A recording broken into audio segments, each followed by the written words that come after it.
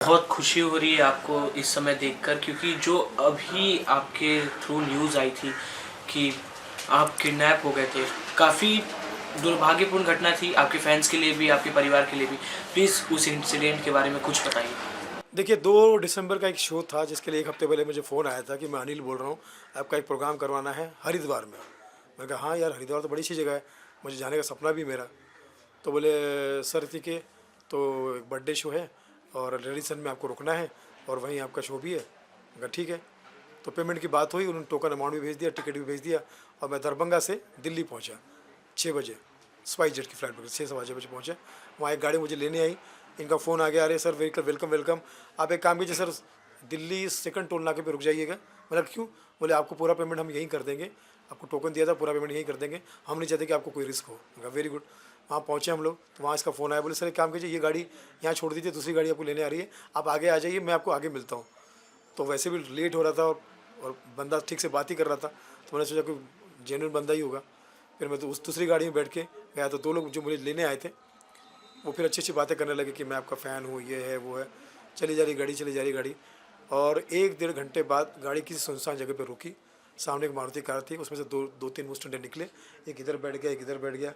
बोले कि और कपड़ा डाल दिया, बोले हाँ भाई तू किडनैप हो गया है और तेरा हमने सुपारी ली है, हम चिल्लाना मत, शोर मत करना साले, नहीं तो जानते नहीं हम लोग कितने खतरनाक है, हम जहर का इंजेक्शन दे देंगे, हम या तो तुझे नदी में फेंक देंगे या चाकू मार देंगे या बंदूक, हमारे पास सब है। चलो चलो इस काम करो, इसको इसको फार्म हाउस लेके चलो, फार्म हाउस में लेके चलो। और जो 2 लोग लेने आए थे उनका भी सुर बदल गया, वो भी गाली गलौज करने लगे।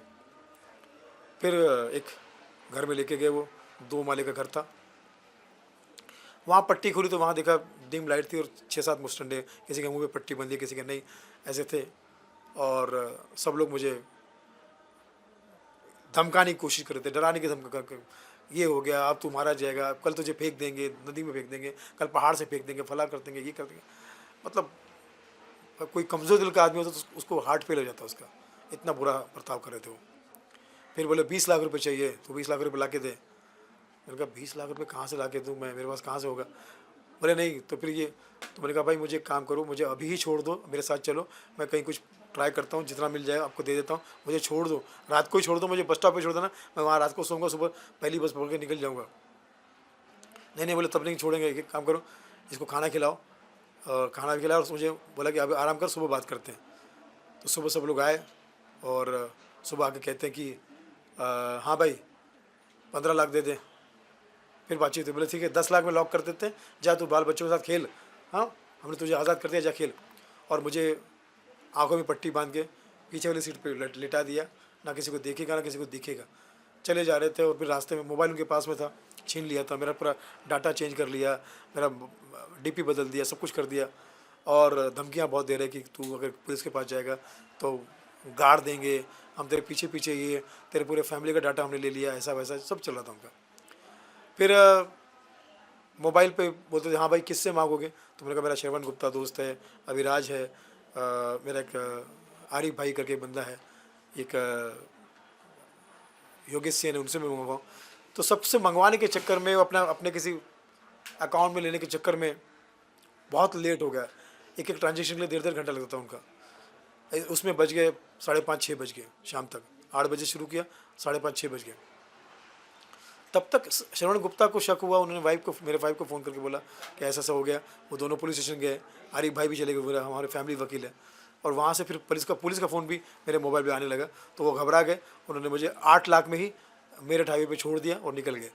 उसके बाद मैं, और फ़्लाइट के लिए भी 20,000 रुपये मेरे जेब में कैश दे दिए, मोबाइल भी दे दिया, बैग भी दे दिया, सब मेरा सामान मुझे दे दिया और निकल गया। तब फिर मैं वहाँ से मेट्रो गया, मेरठ मेट्रो से मैं गाज़ियाबाद गया, गाज़ियाबाद से कश्मीरी गेट। और मैंने अपने ट्रैवल एजेंट को बोल दिया था, ट्रैवल एजेंट ने टिकट कर दिया और मैं 11:55 की फ़्लाइट पकड़ के बॉम्बे आ गया।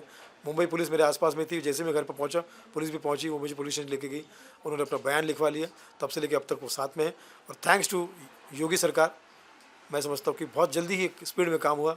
और हमारे यूपी पुलिस को, मेरठ पुलिस को धन्यवाद कि 3-4 दिन में ही उन्होंने मेन जो थे उनको पकड़ लिया, खासकर उस बंदे को जो लेने आया था, वो पहले दिन पकड़ा गया जिसके पैर में गोली लगी थी, और बाकी लोग भी पकड़े गए। तो मैं यही कहना चाहूँगा कि योगी सरकार का धन्यवाद, मुंबई पुलिस का धन्यवाद, मेरठ पुलिस का धन्यवाद, और भगवान ना करे किसी के साथ में ऐसा दोबारा हो। ये तो सर पूरी इंसिडेंट आपने बता दी। अब ये इंसिडेंट सुनने पर मेरे मन में ढेर सारे सवाल आ रहे हैं। स्टार्टिंग से आते हैं, जब कॉल आया तो आपकी टीम से आपके साथ कोई भी नहीं? 25 साल में आज तक मेरे साथ कोई नहीं है, कोई नहीं जाता। मैं तो ऐसी जगह पे जा चुका हूँ, छोटे छोटे गाँव में, जहाँ पर बस भी नहीं जाती, ट्रेन भी नहीं जाती, कभी ऐसा हुआ नहीं, आज तक नहीं हुआ। अब ये हुआ है तो अब ये अब कह रहे हैं ना कोई नहीं साथ, अब बिल्कुल कोई साथ में होगा, हमेशा होगा। तब तक कभी हुआ नहीं। हज़ारों शो कर चुका हूँ मैं, देश विदेश में कर चुका हूँ। और जब आपने रेस्टोरेंट में बैठे कॉफ़ी पीने के लिए, आपने सेकंड टोल पे जैसे आपने कहा, तो जो आपके साथ थे किडनैपिंग के बाद भी आपके साथ थे वो?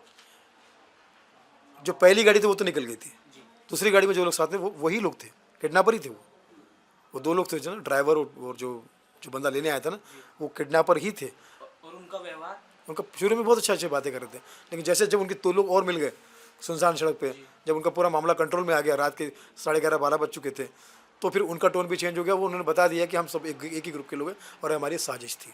जब आपको गाड़ी में बिठाया तो लोग काफ़ी घबरा जाते कि ये क्या मेरे साथ? हाँ हाँ बिल्कुल, मैं भी किया था, लेकिन उन्होंने मुझे ऐसा पकड़ लिया, मेरे मुंह पे कपड़ा डाल दिया, मेरा मोबाइल छीन लिया, बोले साले चिल्लाना मत, यहाँ पे यही मार देंगे, हमारे बंदूक भी है, चाकू भी है, तेरे नाम की सुपारी ले लिए, चुपचाप रहे वरना तेरे टुकड़े टुकड़े करके तो यही गाड़ देंगे, ये बोला उन्होंने। तो आप भी अपनी तरफ से घबरा गए थे कि? बहुत घबरा गया था। नहीं, मैं बहुत घबरा गया था। मुझे समझ में नहीं आया था कि अचानक ये क्या हो रहा है। कहाँ मैं शो में जाने वाला था, कहाँ मुझे पेमेंट मिलने वाला था, कहाँ मुझे परफॉर्म कर रहा था, कहाँ मैं हरिद्वार जाने वाला था, और कहाँ ये मैं नर्क में जा रहा हूँ।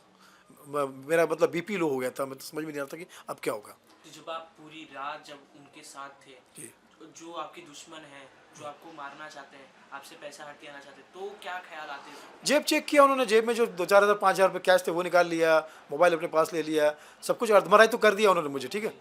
तो सोते वक्त नींद तो आई नहीं, मैं सोच रहा था कि अब क्या होगा, भगवान जाने यार कि कौन है ये लोग, क्या करेंगे, पैसा लेंगे या पैसा लेने के बाद क्या करेंगे। वो सारे जितने बुरे ख्याल आ सकते थे आ गए, और सारे परिवार को याद कर रहा हूँ, सारे दोस्तों यारों को याद कर रहा हूँ, सबको याद कर रहा हूँ कि हे परमात्मा ये क्या हो रहा है, मैंने ऐसा क्या कर दिया, लोगों को हंसाया है, इसलिए शायद परमात्मा ने मेरी मदद की और आज यूपी पुलिस ने इसको अंजाम दिया। धन्यवाद करना चाहूँगा मेरठ पुलिस का बार बार, और सबसे योगी सरकार का।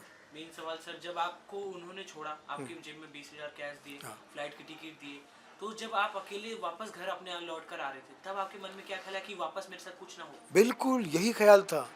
अभी तक मैं प्राइवेट टैक्सी में बैठने से डरता हूँ, अभी तक। उस दिन तो मैं बैठना नहीं, मैं ऑटो पकड़ा, मैंने ऑटो से मैं गया वहाँ पर। मैंने कहा मैं टैक्सी में पकड़ूँ, बैठूंगा, फिर कोई इधर से आएगा, फिर ऑटो में कूद तो सकता हूँ, इधर गिर तो सकता हूँ, इधर कूद तो कर सकता हूँ। अभी तक भी प्राइवेट टैक्सी से मुझे डर लगता है। अभी मैं टैक्सी पकड़ के मैं नहीं जा सकता। आप मुझे बोले तो मैं ऑटो में चला जाऊँगा या तो अपनी गाड़ी में चला जाऊँगा। तो अभी तक भी डर है, और वो डर मैं महसूस करता हूँ। मैं तो कंप्लेंट भी नहीं करने वाला था, क्योंकि इतना उन्होंने डरा के धमका के रखा था मुझे कि क्या करोगे, पुलिस में जाओगे बेटा, फिर देख लेंगे तुझे, तेरा पूरा बायोडाटा हमारे पास में, ये कर देंगे वो कर देंगे, वो सारी बातें कर रखी थी उन्होंने। अब उन लोगों को हिरासत में ले लिया जी। आपने जैसा कहा, तो जो आपके 8 लाख रुपए गए उसका क्या? अभी तक कुछ उसका शायद रिकवरी हुई नहीं, मुझे पता नहीं, लेकिन अभी तक तो कुछ आया नहीं हमारे पास में। शायद वो पुलिस प्रोसेस कर रही होगी, वो कानूनी प्रक्रिया होगी, जैसे आगे कुछ होगा, तो अभी तक तो कुछ नहीं आया। आपने बातचीत की पुलिस से जी। उन लोगों के बारे में? हाँ, तो पुलिस की तरफ से क्या अपडेट है इस समय? पुलिस की तरफ से बहुत सारी अपडेट्स हैं, सारे ही पकड़े गए हैं वहाँ पर। और दिल्ली में मैं एक बार गया था तो पुलिस वाले मुझे मिलने भी आए थे वहाँ पे। वो कह रहे थे कि मेरठ में आ जाओ, तो मैं बोला आता हूँ। तो फिर बाद में उनका फ़ोन आया, नहीं आप मत आइए, हम ही आते हैं आपके पास में। तो दिल्ली में मेरा एक शो था, प्रोग्राम था, मुझे जाना ही था। तो वो मेरे होटल में आए, उन्होंने मुझे प्यार से अच्छे से पूछा कि आप निश्चिंत अपना काम कीजिए, कोई टेंशन मत लीजिए, हम लोग मेरठ पुलिस वाले, यूपी पुलिस वाले, यहाँ पे योगी सरकार आपका पूरा ख्याल रखी, कोई टेंशन मत लो। तो वो एक तरह से मुझे सपोर्ट हुआ। और मुंबई पुलिस तो अभी भी मेरे टच में है। ये 2 और 3 दिसंबर की इंसिडेंट है। अब 2 तारीख को किडनैप किया, 3 तारीख को छोड़ा उन्होंने, और 4 तारीख की सुबह मैं यहाँ पहुँचा हूँ। और अब मंथ एंड पे है। जी, मंदिर में। उस बीच आपने कोई भी शो किया आपने? हाँ हाँ किया, शो भी किया, शूटिंग भी की, लेकिन बहुत डर में था। कभी कभी शूटिंग में पुलिस वाले पहुंच जाते थे, मेरे पुलिस वाले शूटिंग में भी पहुंच चुके थे, वो मेरा बयान लेने आए थे, लेकिन मैं घबरा गया था, पता नहीं क्या कैसे क्या। और उस टाइम में उन्होंने मेरा ऑडियो भी लीक कर दिया था, एक ऑडियो जिसमें उन्होंने ऐसे सवाल किए थे कि मैं घबराहट के मारे उनके जवाबों में ट्रैप हो गया था। वो तो शुक्र है कि 3 मिनट का ऑडियो उन्होंने 1 मिनट का बनाया था, तो इसमें वो मैनिपुलेशन पकड़ में आ गया कि मेरा डर था, इस वजह से मैंने ऐसा बोला कि उन्होंने बोला था कि किसी को बताओगे क्या, किसी को जाके बोला भाई पैसे ले लो, मुझे छोड़ दो, मैं किसी को नहीं बताऊंगा, मैं भूल जाऊंगा सब कुछ। बोलते जैसा तुम बोल रहे हो वैसा कर रहे हैं हम लोग, तुझे छोड़ रहे हैं, लेकिन वहाँ पे जाकर कुछ किया तो याद रखना, फिर तेरे पीछे पीछे ही हम लोग, तेरा सब कुछ जानते हैं हम लोग। तो वो डर के मारे मैंने जो बोला, तो उसका ऑडियो बना के उन्होंने मुझे बदनाम करने की कोशिश भी की, और अभी पता नहीं क्या क्या झूठ बोलते रहते हैं कि उनकी फिल्म कॉफ़ी विद उनके पैसे हमने लगाए। एक तो बोल रहा कि पैसे हमने लगाए उसमें। अरे भाई ना जानता हूँ ना पहचानता हूँ कुछ भी नहीं। बोले नहीं कॉफ़ी विद उनका प्रमोशन है।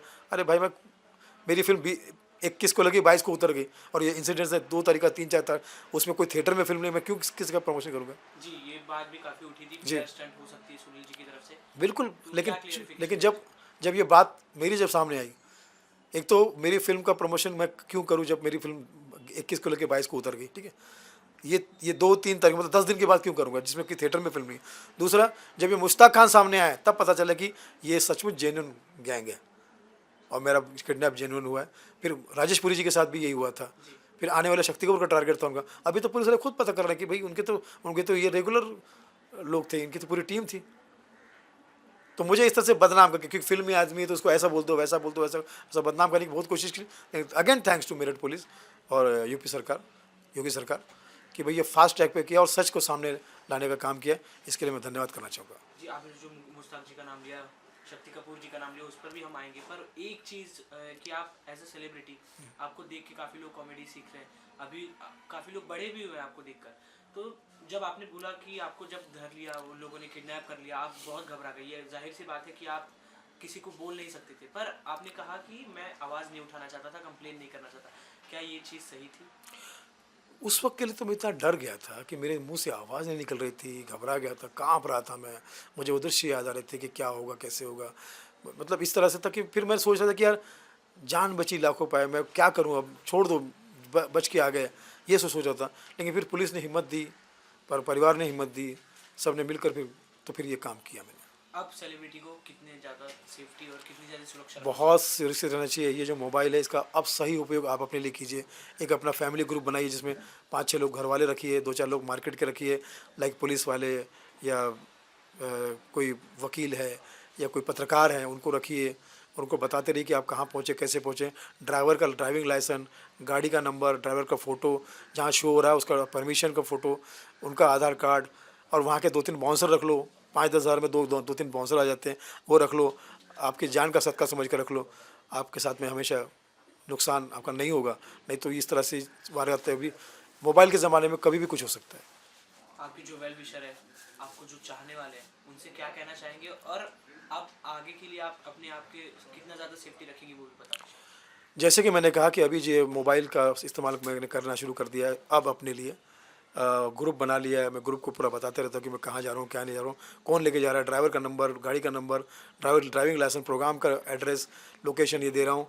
2 वहाँ पर बाउंसर रख रहा हूँ, ये सारी चीज़ें रख रहा हूँ। और उसके बाद मैं अपने चाहने वालों से यही कहना चाहूँगा कि आप मुझसे बहुत प्यार करते हैं और मैं आपसे बहुत प्यार करता हूँ। आप प्लीज़ अपना ख्याल रखिए। शूटिंग के लिए, शो के लिए या फैमिली ट्रिप के लिए कहीं भी आप अगर गाड़ी से जा रहे हैं तो बाय रोड कहाँ जा रहे हैं, कैसे जा रहे हैं, उसकी पूरी जानकारी रखिए। और उसके लिए बहुत आसान है कि ड्राइवर का नंबर, ड्राइविंग लाइसेंस और उसका फ़ोटो और जहाँ जा रहे हैं वहाँ की बड़ी सारी मालूमात अपने ग्रुप में डाल के रखिए ताकि कभी कोई मुसीबत ना हो। धन्यवाद। आप सब जियो हज़ारों साल।